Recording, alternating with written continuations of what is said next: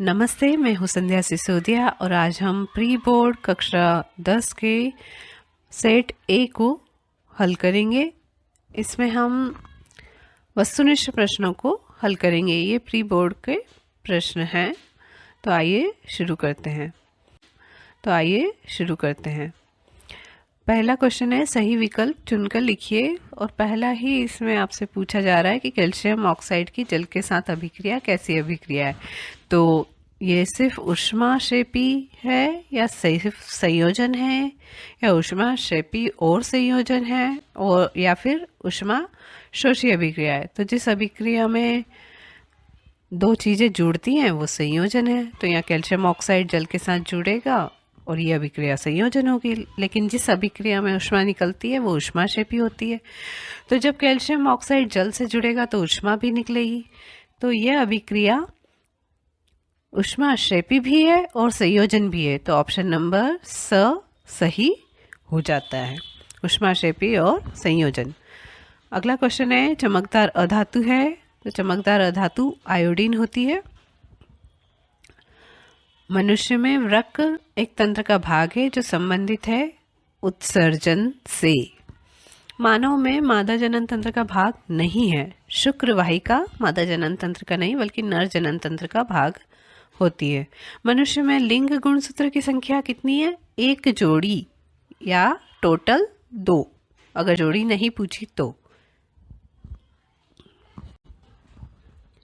अगला क्वेश्चन है, किसी दर्पण से हाथ चाहे कितनी ही दूरी पर खड़े हों, एक दूरी, यहाँ हाथ नहीं आप होना चाहिए, आपका प्रतिबिंब सदैव सीधा प्रतीत होता है। संभवतः दर्पण है।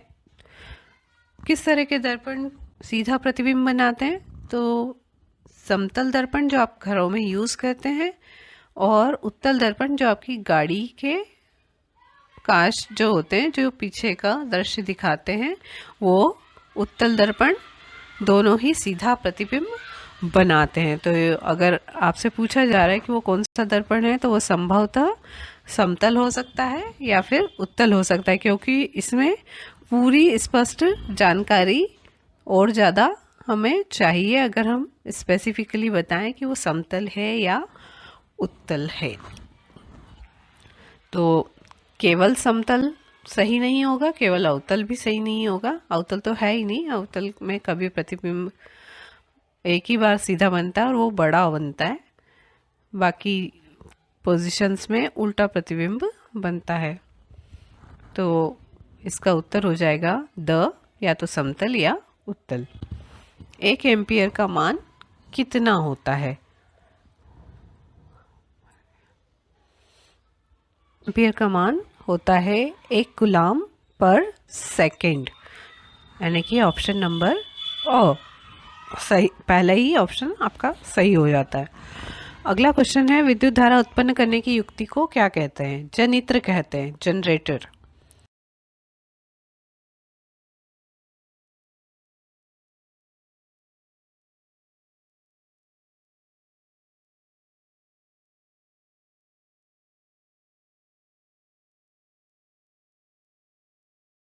अगला क्वेश्चन है, रिक्त स्थान की पूर्ति कीजिए। संगमरमर का रासायनिक सूत्र CaCO3 कैल्शियम कार्बोनेट है।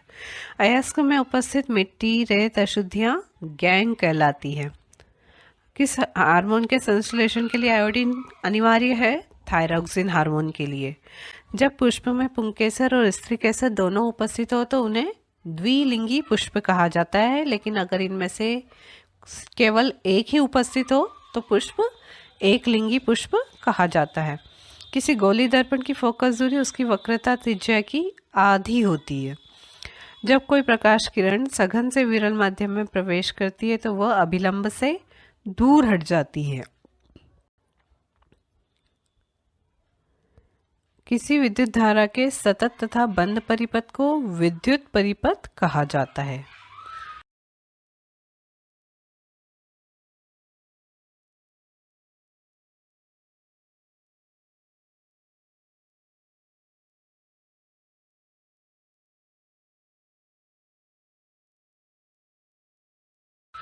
अगला प्रश्न है, सही जोड़ी बनाइए। सिरका तो दूसरी तरफ लिखा है एथेनोइक अम्ल, सिरके में एथेनोइक अम्ल पाया जाता है। पारा, पारे के जो यौगिक है उन्हें हम अमलगम कहते हैं।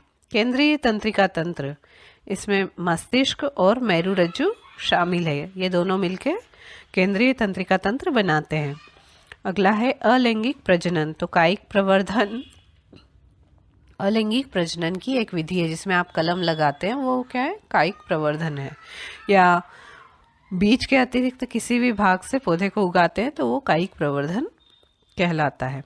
वंशागत लक्षण कौन सा है, जुड़ी हुई कान की बाली वंशागत लक्षण है, एक पीढ़ी से दूसरी पीढ़ी में जाता है। प्रकाश का प्रकीर्णन अगर हो रहा है तो हम क्या कहते हैं, टिंडल प्रभाव, इसी को टिंडल प्रभाव के नाम से हम जानते हैं। विद्युत धारा का मापन अमीटर द्वारा किया जाता है।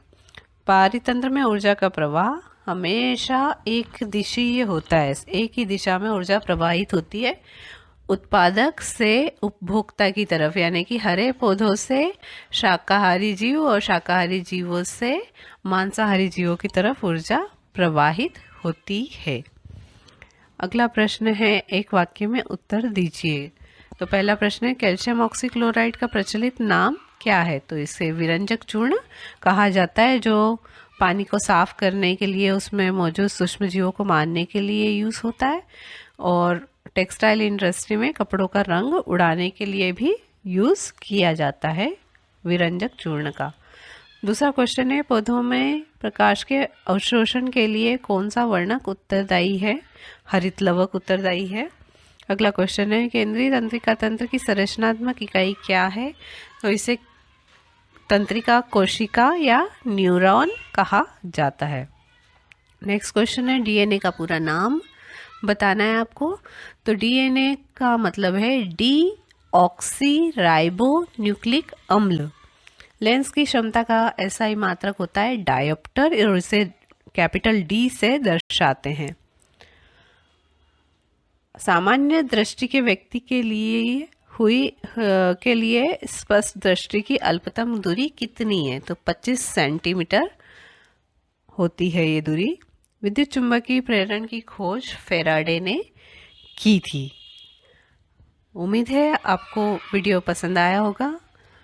फिर मिलेंगे किसी और वीडियो में, तब तक के लिए नमस्कार। Thank you.